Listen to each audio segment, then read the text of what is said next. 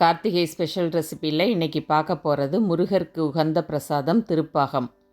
ஒரு கப் கடலை மாவு எடுத்திருக்கேன். கடலை மாவோட பச்சை வாசனை போகிற வரையும் ஒரு 5 நிமிஷத்துக்கு கண்டினியூஸாக வறுத்து விட்டுக்கலாம். அடுப்பை கம்ப்ளீட்டாக லோ ஃப்ளேம்லேயே வச்சு வறுத்துக்கிறேன். என்னென்ன இன்க்ரீடியன்ட்ஸ் என்னென்ன மெஷர்மெண்ட்டில் சேர்க்குறோங்கிறத டிஸ்கிரிப்ஷனில் கொடுத்துருக்கேன், ஸ்க்ரீன்லேயும் கொடுத்துருக்கேன், செக் பண்ணிக்கோங்க. ஒரு கப் கடலை மாவுக்கு 1.5 கப் பால் சேர்த்துக்கிறேன். இது காய்ச்சி ஆற வச்ச பால். இதை மாவோடு சேர்க்கும்போது கொஞ்சம் கட்டிகள் படுற மாதிரி இருக்கும். அதை நல்லா அழுத்தி விட்டு கலந்து விட்டுட்டே இருந்தால் மாவும் பாலும் நல்லா கலந்து வந்துடும்.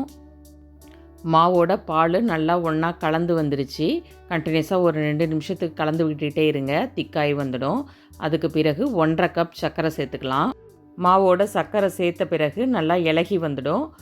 இலகி வந்த பிறகு ஒரு நிமிஷத்துக்கு நல்லா கலந்து விட்டுக்கிட்டே இருங்க. சர்க்கரை நல்லா இலகி வந்த பிறகு நம்ம 1 கப் நெய் சேர்க்கணும். நம்ம எந்த அளவுக்கு கடலை மாவு சேர்க்குறோமோ அதே அளவுக்கு நெய் மெஷர் பண்ணிக்கோங்க. 1 கப் நெய்யில் பாதி நெய்யை மட்டும் நான் இப்போ சேர்த்துக்கிறேன். நெய் சேர்த்த பிறகு கலந்து விட்டுக்கிட்டே இருங்க. 1 திரண்டு வர வரையும் நம்ம மிக்ஸ் பண்ணி விட்டுக்கிட்டே இருக்கணும். கடைசியாக முந்திரி சேர்க்க போகிறோம். 1 கப் கடலை மாவு எடுத்திருந்தோம், அதுக்கு சரியாக 1 கப் முந்திரி சேர்க்கணும். முந்திரியை மிக்ஸி ஜாரில் சேர்த்து பொடி பண்ணி எடுத்துருக்கேன். அதை இது கூட சேர்த்து நல்லா கலந்து விட்டுக்கலாம். பாத்திரத்தில் ஒட்டாமல் வர வரையும் நல்லா மிக்ஸ் பண்ணி விட்டுக்கோங்க. அடுத்தடுத்து நம்ம சேனலில் வர ரெசிபீஸை பார்க்குறதுக்கு நம்ம சேனலை சப்ஸ்கிரைப் பண்ணிக்கோங்க. மறக்காமல் வீடியோவுக்கு ஒரு லைக் கொடுத்துடுங்க. 1 கப் நெய்யில் பாதி தான் சேர்த்துருந்தோம். இப்போது மீதி இருக்கிற நெய்யையும் சேர்த்து எல்லாத்தையும் ஒன்றா கலந்து விட்டுக்கலாம்.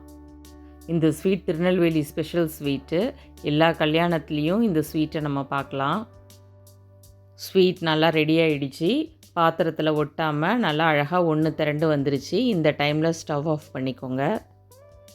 இந்த திருப்பாகம் முருகருக்கு உகந்த பிரசாதம். கார்த்திகை அன்னைக்கு முருகருக்கு நெய்வேத்தியமாக வச்சுக்கலாம். அடுத்ததாக கார்த்திகை ஸ்பெஷல் என்னங்கிறத நாளைக்கு பார்க்கலாம். கண்டிப்பாக இந்த டிஷ்ஷை ஒரு முறை உங்கள் வீட்டில் ட்ரை பண்ணி பார்த்துட்டு எப்படி வந்ததுங்கிற உங்கள் ஃபீட்பேக்கை கமெண்ட்ஸில் ஷேர் பண்ணுங்கள். தேங்க்யூ.